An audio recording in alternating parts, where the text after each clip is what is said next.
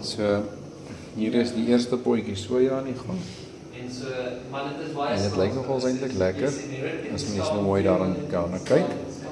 Die geur daarvan is savory mince flavour.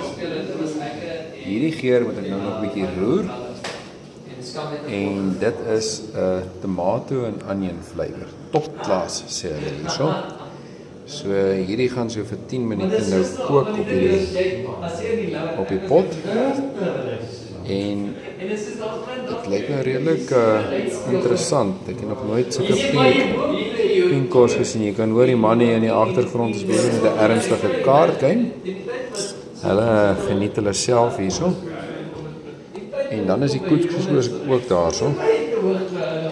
So as hierdie nou klaar lekker geroer is, dan gaan ek 'n dekseltjie opsit. En die pot net 'n bietjie stadiger stel want hierdie gasbrandertjies is nogal redelik rof. Ek moet sê dis impressive om te sien. Ek kan dit eintlik installeer in my huis. My gaan water vinniger kook as my ketel. Ek moet seker net my ketel bietjie was. So maar ja, kom ons kyk later hoe gaan dit verder. Hierdie bedryf van soja is besig om nou reg te kom. Hy moet so 10 minute kook.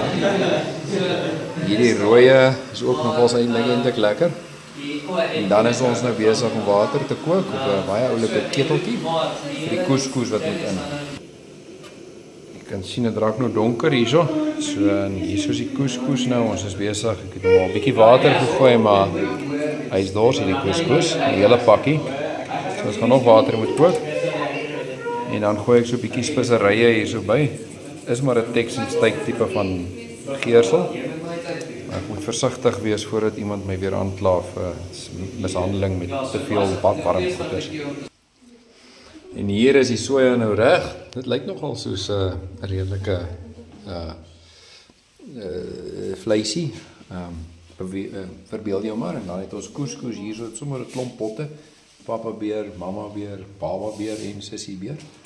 Almal se potte is hierso. So en voilà, daar is ons kos klaar vir die aand. Dit gaan nou geëet word.